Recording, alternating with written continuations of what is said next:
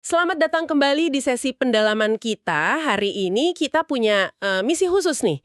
Kita mau gali strategi investasi cerdas buat Anda para investor yang proaktif, yang enterprising. Sumbernya langsung dari bab 7 buku legendaris Benjamin Graham, The Intelligent Investor. Fokusnya di sisi positif, pendekatan aktif gitu buat cari hasil di atas rata-rata. Jadi ini bukan buat yang cari santai aja ya, investor pasif gitu. Ini buat Anda yang siap invest waktu, tenaga, pikiran, lebih buat benar-benar paham apa yang dibeli. Nah, Graham ini nawarin beberapa jalur menarik di bab ini. Siap kita bedah bareng. Tentu saja. Dan sebelum kita lompat ke strategi spesifiknya, yang positif itu penting banget nih. Selalu ingat fondasi berpikirnya Graham. Buat dia, investasi itu bukan main tebak harga saham loh. Ini operasi bisnis serius. Fokus utamanya itu dinilai intrinsik perusahaan, nilai aslinya. Bukan cuma angka yang kedap-kedip di layar bursa, kan? Ada 3 pilar utama yang dia selalu tekankan. Pertama, ya analisis, harus menyeluruh, rasional. Kedua, lindungi modal, jangan sampai rugi besar permanen. Ini krusial banget. Dan ketiga, targetnya itu hasil yang, memadai. Cukup memuaskan secara konsisten, bukan ngejar untung fantastis semalam. Nah, ini kerangka berpikir investor sejati, beda sama spekulan. Oke. Kerangkanya jelas ya. Rasional, protektif, sama realistis. Nah, Graham kan bedain tuh investor defensif sama enterprising. Apa sih sebenarnya yang bikin seseorang itu jadi enterprising di mata Graham? Apa cuma soal nyali gede aja? Oh, sama sekali bukan soal nyali atau berani buta gitu. Investor enterprising itu, menurut Graham ya, mereka yang bersedia.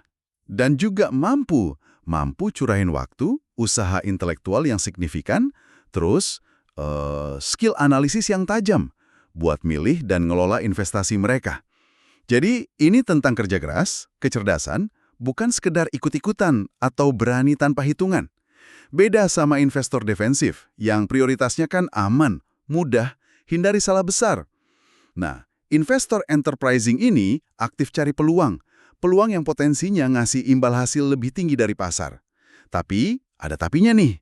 Graham nekenin, biar sukses, mereka harus pakai kebijakan investasi yang sehat, masuk akal, dan seringnya malah nggak populer, atau lawan arus gitu dari yang lagi rame di Wall Street. Jadi, centrarian yang cerdas. Bukan asal beda aja. Menarik. Jadi nggak cuma aktif tapi harus punya dasar kuat dan kadang berani beda ya. Oke, mari kita masuk ke inti. Strategi-strategi positif yang Graham sarani di bab 7 ini. Yang pertama nih, sering jadi idola. Saham pertumbuhan, growth stocks. Perusahaan yang harapannya kinerjanya bakal melesat gitu di masa depan. Ini kan yang dicari-cari banget ya. Kayak nemu raksasa teknologi berikutnya pas masih kecil gitu. Betul. Potensi daya tariknya emang gede. Siapa sih yang nggak mau punya saham perusahaan yang pendapatannya tumbuh cepat? Tapi, disinilah letak jebakan utamanya menurut Graham. Pertumbuhan bisnis yang udah jelas, udah diantisipasi banyak orang, itu seringnya udah kecermin di harganya udah tinggi, bahkan mungkin ya terlalu tinggi. Risikonya itu justru muncul bukan pas pertumbuhannya melambat, tapi pas antusiasme pasar lagi di puncak-puncaknya, waktu harga saham naiknya jauh lebih cepat dari pertumbuhan laba aktual perusahaan. Nah, valuasinya jadi rentan banget. Sedikit aja ada berita negatif, atau pertumbuhan yang dikit aja di bawah ekspektasi analis yang udah melambung, itu, harganya bisa jatuh signifikan. Oh, oke. Jadi masalahnya bukan di pertumbuhannya itu sendiri ya, tapi lebih ke harga yang kita bayar buat pertumbuhan itu. Ada contohnya nggak? Gimana ini bisa kejadian? Ya, sumber-sumber kita kan merujuk contoh klasik dan analogi modern ya. Bayangin aja perusahaan teknologi gede. Semua orang ngarep labanya tumbuh 20%, ternyata cuma 18%. Secara bisnis kan masih bagus banget tuh 18%. Tapi karena nggak sesuai ekspektasi pasar yang udah ketinggian, harga sahamnya bisa aja dihukum, turun drastis. Nah, ini nunjukin bahayanya bayar premium kegedean buat harapan masa depan. Rapuh valuasinya. Terus kalau gitu gimana dong investor enterprising deketin saham pertumbuhan ini? Cara cerdasnya gimana? Ikutin saran Graham. Dihindari aja? Graham nggak nyaranin hindari sama sekali sih. Tapi pendekatannya beda. Dia saranin investor enterprising itu lebih tertarik sama saham perusahaan bagus yang potensi tumbuhnya ada. Tapi, pas saham itu lagi relatif nggak populer. Atau lagi ada masalah sementara gitu. Yang kayaknya sih bisa diatasi. Contohnya mungkin perusahaan farmasi gede yang lagi kena kasus hukum atau investigasi. Kayak Johnson Johnson dulu pernah kan? Kuncinya ini, jangan pernah bayar harga kemahalan. Harga yang dasarnya murni proyeksi optimis masa depan yang jauh. Perlu juga justifikasi nilai saat ini. Ingat deh, studi-studi yang dirujuk materi kita nunjukin fakta penting. Mempertahankan pertumbuhan super tinggi, katakanlah di atas 20-30% setahun, dalam jangka panjang itu luar biasa susah. Bahkan buat perusahaan terbaik sekalipun. Jadi jangan ekstrapolasi pertumbuhan fantastis masa lalu kejauhan ke depan pas nilai harga. Intinya, pertumbuhan bagus, tapi jangan bayar harga premium gila-gilaan buat itu. Tumbuhan. Nah, beda sama growth stocks yang lihat ke depan, Graham kan juga punya strategi andalan yang identik banget sama dia, yang fokusnya ke nilai saat ini. Iya kan? Yaitu beli saham murah, bargain issues. Apa persisnya kriteria saham murah ala Graham ini? Bener sekali. Ini jantungnya pendekatan nilai Graham. Bargain issues itu saham-saham yang setelah dianalisis fundamental, ya, cermat, dinilai punya nilai intrinsik yang signifikan di atas harga pasarnya sekarang. Ada diskon gede lah dari pasar. Nah, Graham identifikasi beberapa kategori utama di sini. Pertama, ada kategori perusahaan besar yang lagi nggak populer. Ini perusahaan yang sebenarnya punya rekam jejak bisnis solid, posisi pasarnya kuat, tapi karena alasan tertentu. Misalnya masalah sementara, sentimen negatif di industrinya, atau ya sekedar dilupain pasar gitu, harganya lagi tertekan. Tentu aja, ini perlu analisis mendalam. Pastiin masalahnya emang sementara, bukan tanda penurunan fundamental permanen. Butuh sabar juga, karena pasar mungkin perlu waktu buat sadar lagi nilainya.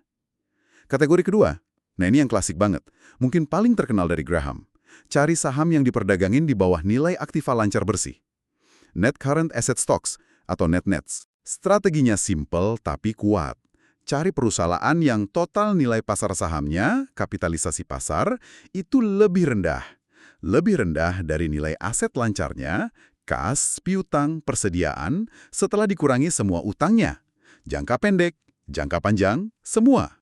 Tunggu. Kalau nilai aset lancarnya aja udah lebih gede dari harga seluruh perusahaan setelah dikurangin utang, itu artinya kita dapat aset gak lancar kayak tanah, gedung, pabrik, mesin, itu gratis dong. Aset gratis. Kedengerannya kok hampir mustahil ya? Beneran masih ada peluang kayak gini di pasar modern? Secara teori, logikanya gitu. Anda dapat bisnis operasional sama aset tetapnya gratis. Ya, itu penyederhanaan sih, tapi nangkep esensinya. Soal keberadaannya, saham net-net ini emang cenderung langka ya. Apalagi pas pasar lagi di puncak, lagi euforia. Semua harga kan cenderung naik tuh. Tapi Graham dan pengikutnya nemuin kalau saham jenis ini cenderung muncul lagi. Lebih banyak jumlahnya, pas terjadi penurunan pasar signifikan, bear market. Atau pas sektor-sektor tertentu lagi nggak disukai banget, diabaikan investor. Buat nemuin dan investasi di sini perlu kerja keras gali info, sabar, karena mungkin lama nilainya diakui. Dan yang penting banget, diversifikasi. Jangan taruh semua di satu keranjang net-net. Beberapa mungkin gagal atau lama likuidasinya. Perlu portofolio dari saham jenis ini. Dan tentu, keyakinan kuat sama hasil analisis nilai Anda. Bukan sama sentimen pasar yang lagi pesimis. Ini manifestasi paling jelas dari cari margin of safety. Jadi kunci lagi ya, masuk akal banget. Selain saham pertumbuhan sama saham murah ini, Graham juga nyebut area lain. Namanya situasi khusus. Special situations. Dari namanya aja udah kedengaran lebih kompleks ya. Maksudnya apa nih? Iya benar, ini area yang lebih teknis. Biasanya butuh pengetahuan, keahlian lebih spesifik. Situasi khusus ini umumnya melibatkan transaksi atau peristiwa korporasi yang kompleks. Contohnya, proses merger akuisisi antar perusahaan, terus likuidasi perusahaan. Likuidasi itu asetnya dijual, hasilnya dibagi ke pemegang saham. Atau proses reorganisasi, seringnya habis bangkrut. Atau spin-off, pemisahan sebagian bisnis jadi perusahaan baru. Tujuannya investor di situasi khusus ini itu buat ambil untung dari perbedaan harga sementara yang sering muncul akibat peristiwa korporasi ini. Dan seringnya nggak terkait langsung sama kondisi pasar umum. Misalnya, beli saham perusahaan yang mau diakuisisi, harganya dikit di bawah harga akuisisi yang udah diumumin. ngarepin untung kecil tapi relatif pasti kalau transaksinya lancar. Nah, Graham nyatet di masanya dulu, ini bisa jadi bidang yang untung banget buat para ahli. Arbitrager, yang benar-benar paham seluk-beluk sama risikonya. Bisa dapat return tahunan menarik, risiko terkalkulasi, kalau dikelola benar. Tapi, dia juga amati, seiring waktu, persaingan di area ini makin ketat. Info nyebar lebih cepat, jadi potensi untungnya nipis. Plus, risiko gagal transaksi juga perlu dihitung. Merger batal karena regulasi, atau ditolak pemegang saham misalnya. Jadi ya, ini butuh mentalitas, keahlian analisis hukum, finansial yang spesifik banget. Oke, jadi ini ranahnya spesialis ya.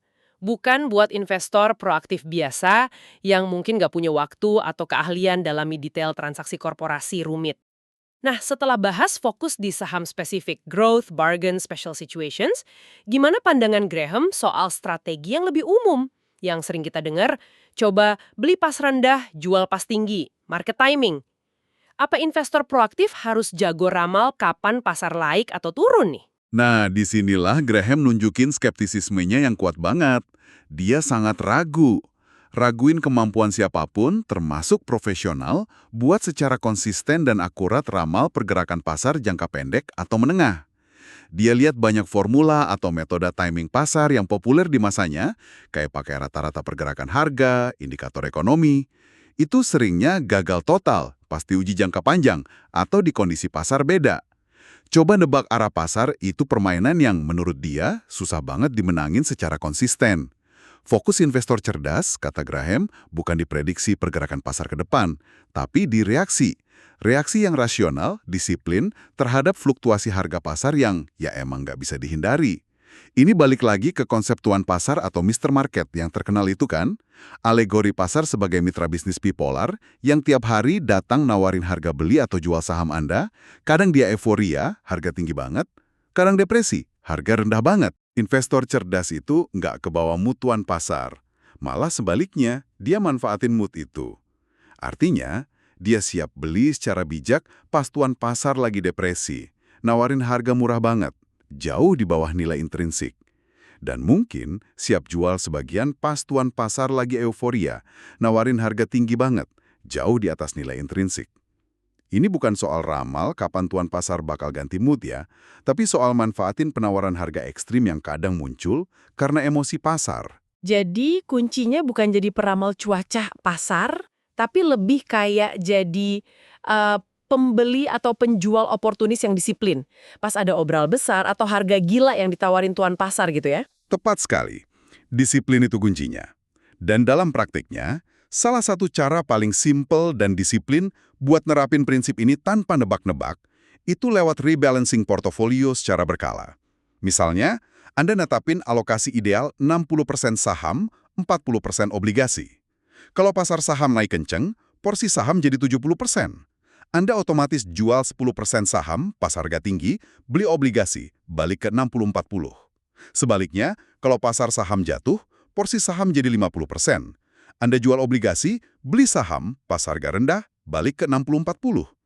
Ini maksa Anda jual tinggi dan beli rendah secara sistematis, tanpa perlu ramal. Enterprising ini dari cari growth stocks harga wajar, buru bargain issues, manfaatin special situations, sampai reaksi bijak ke fluktuasi pasar, rasanya ada satu benang merah ya. Satu konsep fundamental yang selalu ditekankan Graham, yaitu margin of safety, batas keamanan.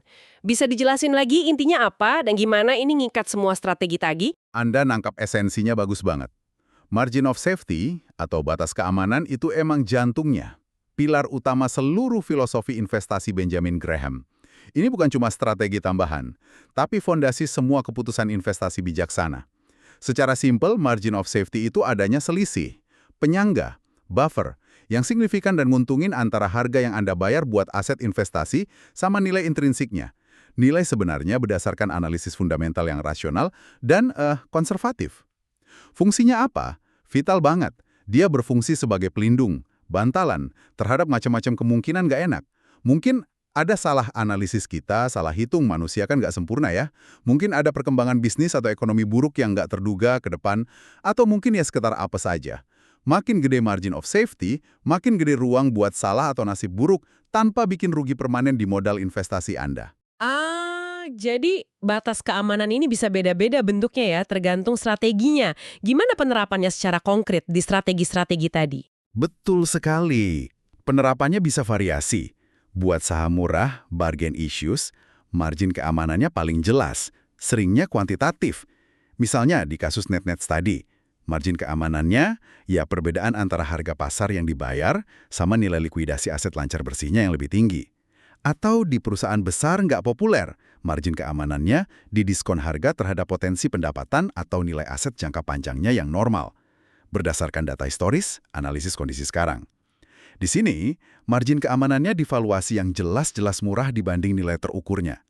Nah, buat saham pertumbuhan growth stocks, margin keamanannya jadi lebih kualitatif ya, lebih ke depan, ekspektatif. Harapannya kan pertumbuhan laba dan nilai bisnis ke depan itu bakal jauh lampaui tingkat pertumbuhan yang udah dihitung di harga saham sekarang. Jadi nyiptain nilai lebih besar nanti. Tapi, ya kayak kita bahas tadi, Graham wanti-wanti banget karena ini lebih spekulatif. Margin keamanannya bisa muap cepet kalau ekspektasi pertumbuhan meleset. Atau, yang lebih sering, kalau harga beli awalnya udah kemahalan, kedorong antusiasme pasar berlebihan. Makanya Graham nekenin pentingnya nggak bayar premium keterlaluan buat pertumbuhan. Batas keamanannya lebih tipis di sini. Buat situasi khusus, margin keamanannya datang dari hitungan cermat. Probabilitas sukses transaksinya, selisih harga kalau berhasil, dikurangi potensi rugi kalau gagal. Ini matematis banget, probabilistik. Dan jangan lupa satu hal penting, diversifikasi itu sendiri. Nyebar investasi ke sejumlah saham beda yang masing-masing penuhi kriteria analisis Anda. Itu juga bentuk penerapan prinsip margin of safety di level portofolio, melindungi Anda dari dampak hancuran kalau satu atau dua investasi Anda ternyata keliru atau apes. Sangat jelas sekarang ya gimana margin of safety jadi payung besar yang melindungi investor. Jadi, kesimpulannya nih, jadi investor enterprising atau proaktif ala Graham itu bukan berarti jadi spekulan nekat, yang kejar-kejaran tren panas atau berita terbaru. Justru sebaliknya. Ini tentang jadi analis cerdas, rajin, kerja keras, punya disiplin emosi kuat, dan selalu waspada. Waspada sama harga yang dibayar dibanding nilai yang didapat. Ada macam-macam jalur positif yang bisa ditempuh buat coba raih hasil di atas rata-rata pasar, kayak di bab 7 ini. Tapi yang nggak ada yang gampang atau instan. Semuanya butuh kerja keras intelektual, pemahaman mendalam soal bisnis, valuasi, dan mungkin yang paling susah, sabar dan mampu kendalikan emosi. Apalagi pas pasar lagi bergejolak. Anda rangkumnya bagus banget. Mungkin kita bisa tutup pakai kutipan Graham yang sering diulang dan relevan banget. Mencapai hasil investasi yang memuaskan itu lebih mudah dari yang orang sadari. Mencapai hasil yang superior itu jauh lebih sulit dari yang terlihat. Pesannya jelas. Jangan terlalu ambisius kejar hasil luar biasa. Kalau itu bikin Anda ambil risiko nggak terukur. Kenali diri Anda. Beneran punya waktu nggak? Kemampuan analisis. Dan terutama, temperamen yang cocok jadi investor enterprising. Kalau iya, pilih pendekatan Graham yang paling pas sama karakter dan keahlian Anda. Kerjain PR Anda teliti. Dan jangan pernah, sekali lagi jangan pernah, lupain margin of safety. Itu jangkar utama tiap keputusan investasi Anda. Nah, sebagai pemikiran penutup nih buat Anda bawa pulang dari pendalaman kita kali ini, kita tahu kan pasar sering digerakin emosi takut sama serakah, persis kayak tuan pasar di alegori Graham. Moodnya bisa drastis banget. Coba deh Anda renungkan, di tengah ketidakpopuleran atau pesimisme pasar sekarang ini, terhadap sektor, industri, atau jenis perusahaan tertentu, adakah area di mana depresi tuan pasar itu mungkin justru lagi nyiptain peluang bargain terbesar? Peluang buat Anda, investor enterprising yang jeli, yang mau riset mendalam pas yang lain takut, dan yang berani mikir independen, mungkin lawan arus. Nah, ini bisa jadi titik awal eksplorasi Anda selanjutnya. Sampai jumpa dalam sesi pendalaman berikutnya.